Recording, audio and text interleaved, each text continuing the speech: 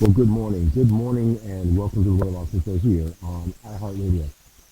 It is a lovely morning. It is finally warming up here in Central Florida after being cold and rainy and nasty and ugly.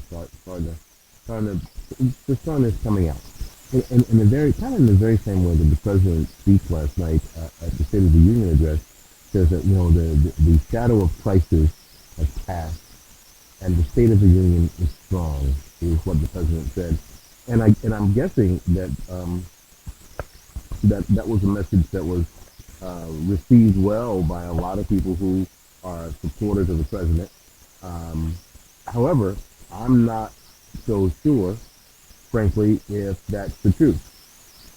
I'm not so sure if indeed the crisis has passed. I'm not so sure, frankly, if the State of the Union is strong. I am not yet convinced that the State of the Union is strong. I am still seeing a number of folks who are still unemployed.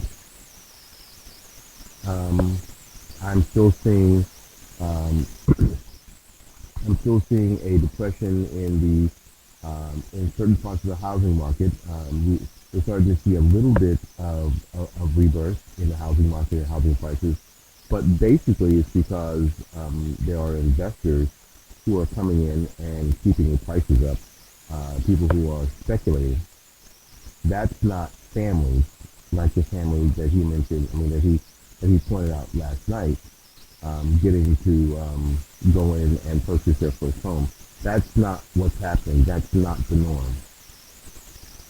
That's not the norm. So I'm not sure what he's talking about. I probably, and I'll be honest with you, probably for the first time in his presidency, anyway that I can remember, I actually watched the whole speech. I watched the whole speech. I live tweeted. I watched the whole thing, and I thought, wow. Um, Actually, at about 35 minutes into it, I was pretty surprised that I was still watching. That's the part that was interesting to me.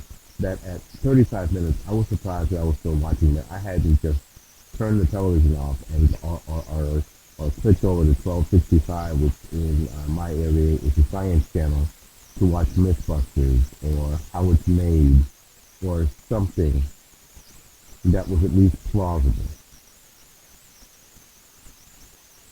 It's we can spend a lot of time on the particulars of some of the president's proposals, like for instance, community college, the or the first 2 years of college, which I think probably is where all this is going, being quote just like high school, free, which sounds which sounds European in nature, because in a lot of socialist European countries, college is indeed university is indeed. Um, I don't even want to use the word free because it's not free, because these people deal with tax environments of 50 to 70%. So when he talks about making community college, and they kept saying the first 2 years of community college, like there's more than 2 years of community college. No, there's 2 years of community college, the freshman and sophomore year, by the way, um, free or affordable. Um, I mean, that only leads, that only, that money's got to come from somewhere. And from the numbers that we're getting now is that's a $60 billion initiative at this point, which means that if it's implemented, it's going to be somewhere easily, easily 10 times that, easily 10 times that. I'm thinking more like $600 billion, because there'll be, I mean, obviously, if you know that you can get into community college and and it's going to either be reimbursed to you when you do well, or it's not going to be any out of pocket expenses for you. Um, Community colleges would be inundated with folks well past their current capacity, well past their current capacity. Um, and the price of actually doing this, the cost of actually doing this is going to freaking skyrocket. Nothing, folks, we're all adults here. Nothing, let me, let me repeat this. Nothing is free. I see a tweet that someone put up from a meme of part of the Tea Party response from of the Rand Paul response, and it says, and it's a quote from Rand Paul that says, "Mr. President, you can't wave a magic wand and declare something free. Someone has to pay for it." Because all the people in the work in the community colleges aren't going to work for free because this is a good idea. Because this is a good idea,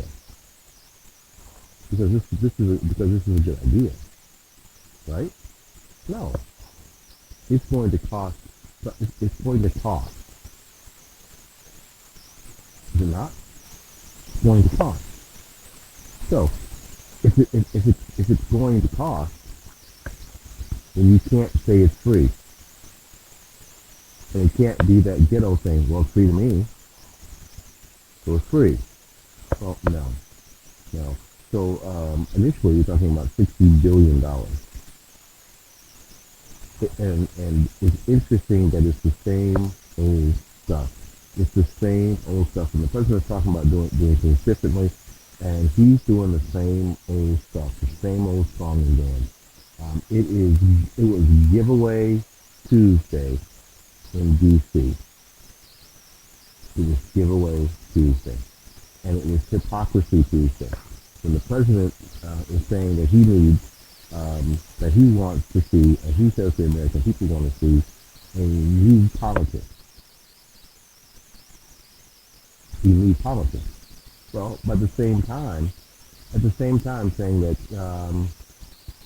if Congress decides to go another direction, and there are people who said that the result, even the president said that it was his agenda that was on the ballot in November.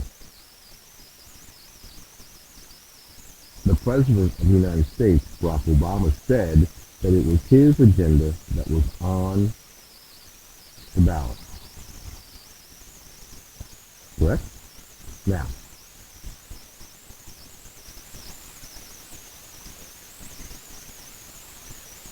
what happened in November? That means that his agenda was roundly defeated. That's what happened. If indeed his agenda was on the ballot, which means that the people, the electorate, want to go another direction. They want something else. They don't like the direction that we see going. Now, what the president has said last night, because I'm not somebody who just listens to, I don't know, people listen to stuff and I'm not sure what the hell they hear. I actually listen to what people say. I actually listen to what they say. And what he said was that he wants a new politics. That he says to me that he wants a new politics, but he also said that if the Congress tries to undo anything that he's already accomplished, already done, he's going to veto it, which means that everything will remain the same, that he isn't concerned that the American people want to go another direction. And it's interesting that he didn't address that either. He didn't address it. He didn't address that he was looking out at a Congress for the first time that his party didn't own either of the houses. That that there was not a Democrat majority leader or a speaker from the Democrat Party sitting in the audience. A very enthusiastic minority. Speaking of that, if I can back up a little bit, one of the things about these things, and both parties do it, is the popcorn applause, I call it. If the applause line comes out from the podium and pops like popcorn out of the seat come the representatives and the people in the gallery, or the vice president. You know what? I hate that. I really do. You know what? I really hate that. God, that is so annoying, and that makes the thing go on um, easily 15 to 20 minutes than it has to go. Easily. I would be for a rule that during the State of the Union address, all members are to remain seated and quiet. Everyone in um, the House chambers during the State of the Union address should remain seated and quiet. Well, and my point is not just so it makes things go faster. You know what? It makes the speaker, whoever's speaking, it makes what they say more important. No applause line, no laugh line, no talking out jokes. This is not Toastmasters. You know what I'm saying? It's not Toastmasters. This is simply coming up with what the current State of the Union, as the executive, as the director of the executive branch, thinks it is at the time. This is serious business. This is not a political speech. It's turned into that. And last night one of the you saw one of the better political speeches that we've had. This was their campaign speech. The president has been. That's why there were no surprises. The president has been off the past couple of weeks, running around the country touting some of these policy initiatives. They're not really. I mean, it's not policy. It's not law. It's not legislation. But he's been touting some of these initiatives, like the quote free end quote community college. That's the one that's sticking in everyone's craw, because you know what, and I say it the way because I think that's the one that I think the conservatives are probably most afraid of, because it seems like the one that is going to gain traction and pass.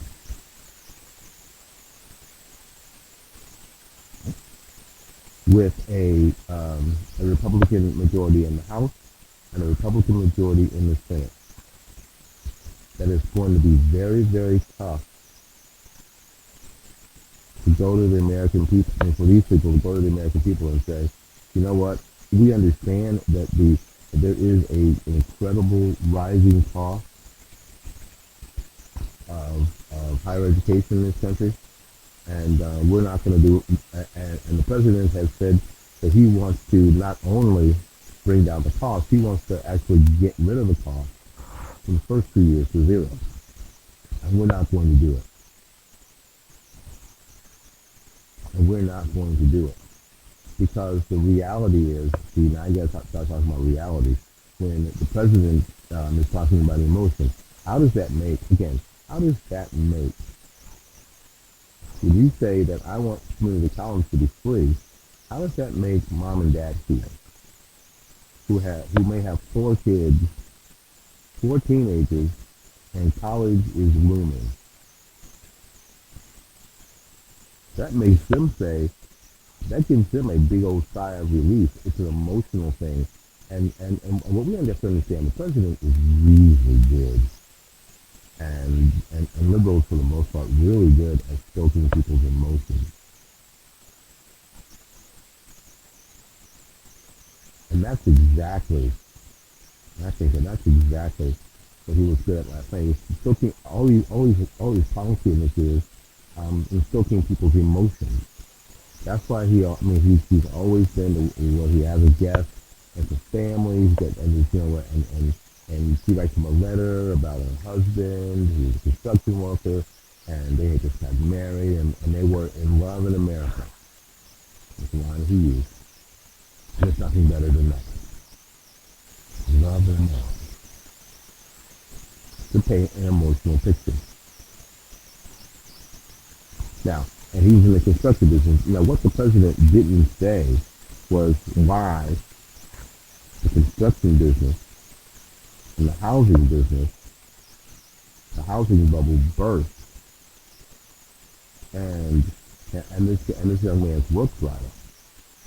Well, because a continuous policy of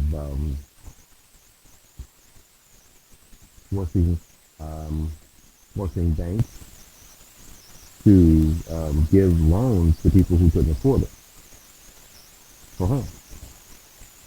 And a bunch of bad loans all came to roost and fell apart in a program that Democrats still say to this day was successful. Well, yes, it was successful. It was successful in collapsing the housing market.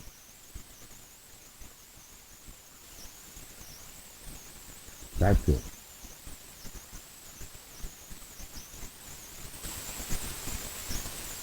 That's what it was successful doing. It was successful in collapsing the housing market and opening the door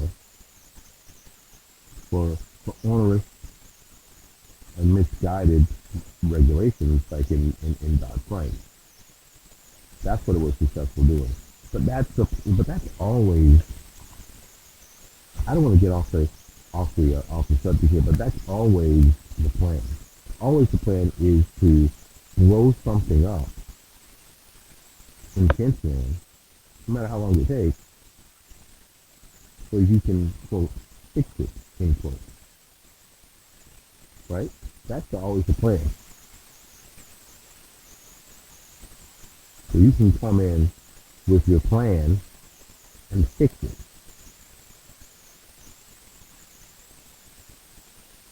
Right?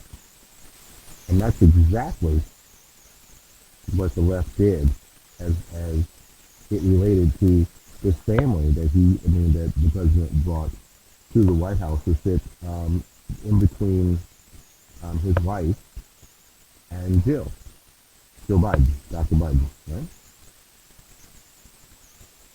She was just middle America. She was just sweet and cute as she wanted to be, right? And he was hoping for you to gain, and for a lot of people on television, and I'm sure it was, an emotional attachment to him. Well, he didn't go back and explain who and what caused their misery in the first place. Did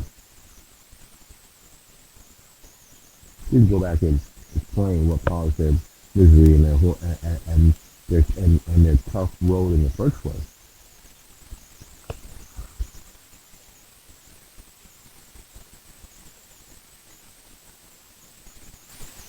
Because what they do is try to create an emotional picture, and then conservatives are left. Conservatives are then left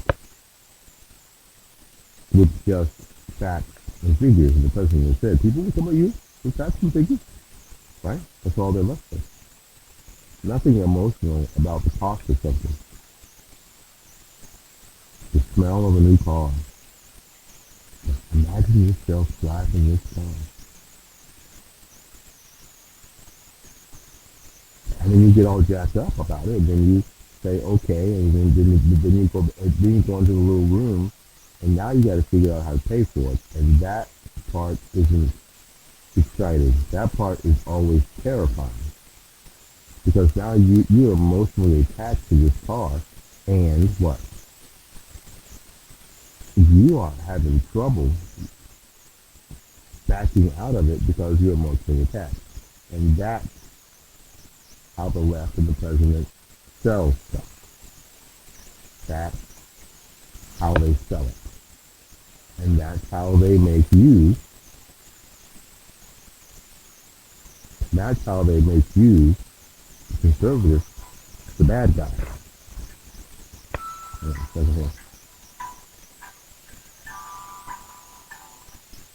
hang on, okay, my wife's phone went off. That's how they make you, conservative, the bad guy. Because you're the guy, I mean, you're not the salesperson on the floor who say, what a great car this is, what a great minivan this is. Look at you here, let's drive it around, let's enjoy it. Imagine how cool this would be.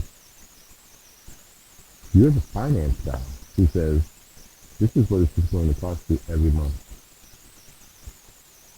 And this is the thing that you won't be able to do because you'll be paying for this.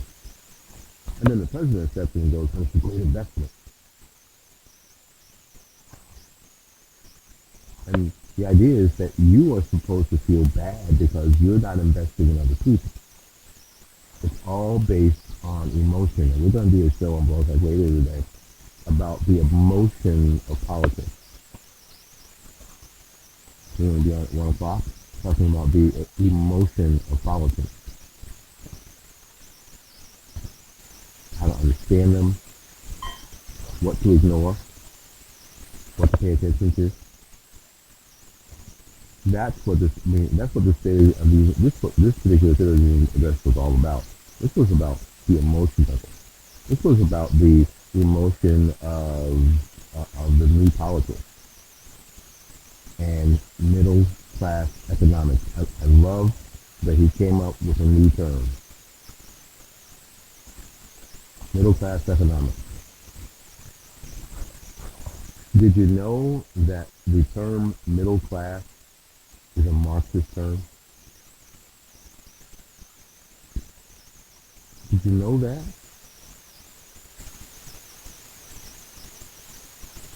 So a lot of times,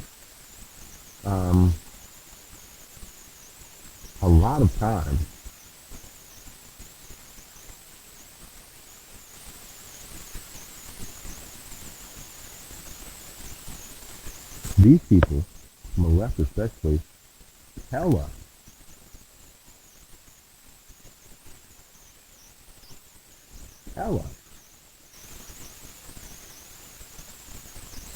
exactly what the deal is. We don't have to guess. We don't need Fox News or townhall.com to explain anything. They tell us. So when the president starts talking about middle class economics, that's from his Marxist background. That's from his Marxist background. Now, the term middle class is first attested to James Bradshaw in his 1745 pamphlet, Scheme to Prevent Running Irish Wolves to France. The term has had several, sometimes contradicting meanings. It was once defined by exception as an intermediate social class between nobility and peasantry in Europe.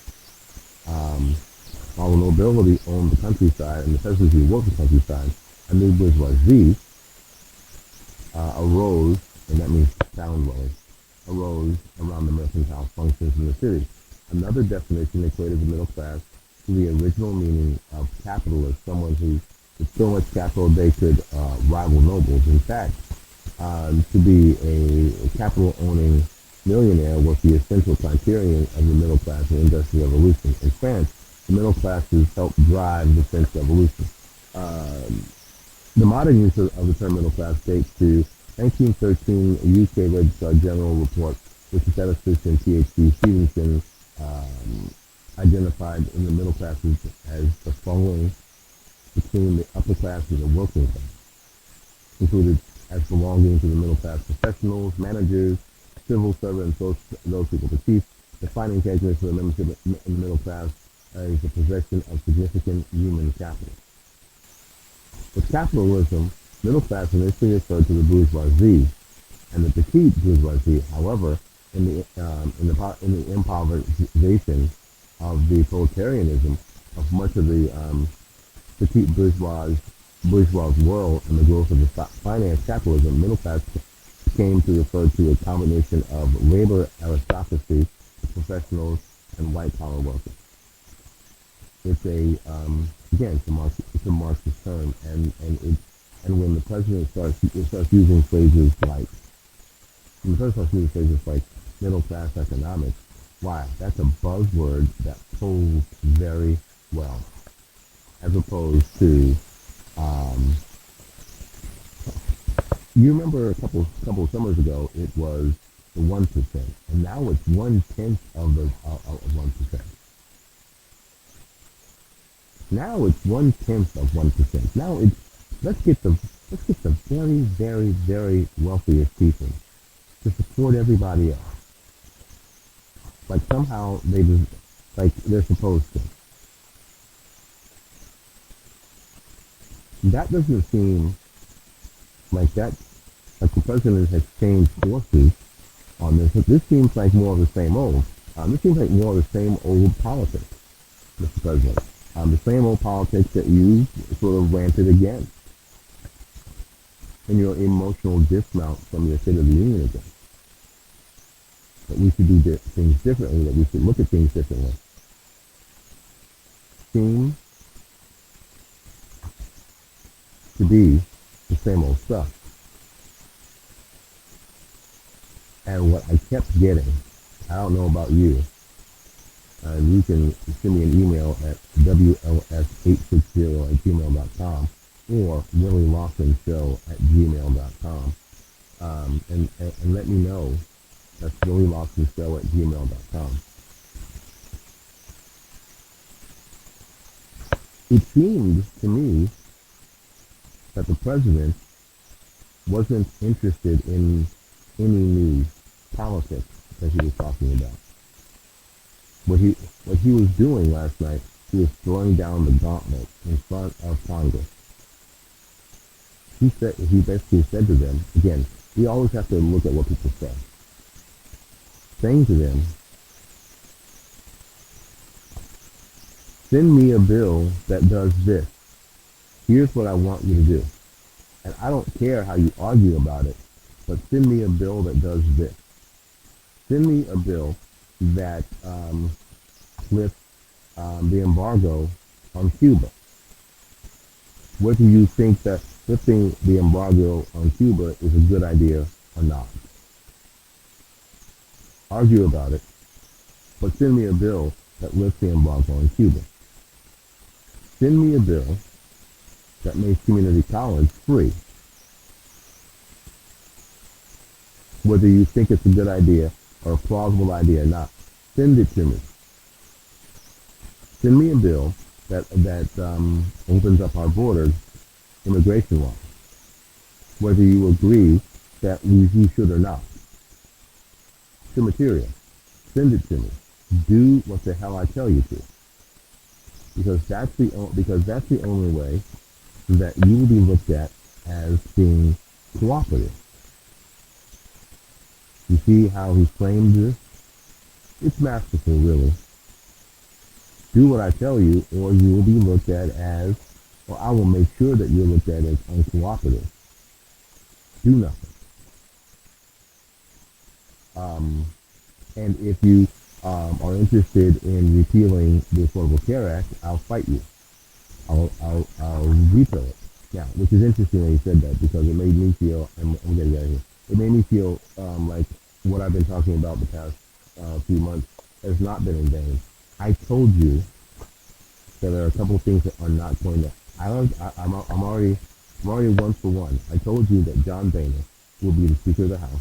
I told you that, and I told you that the Affordable Care Act will not be repealed. It can't be, because the president is never going to sign a bill that repeals the Affordable Care Act. That's never going to happen, and the president is not going to be impeached. None of that stuff's going to happen. Anyway, we got to get out of here. Thanks for coming to the Real Awesome Show here on iHeartRadio. So we see you again. Go out there and learn something, love somebody, and for goodness sake, take care of yourself.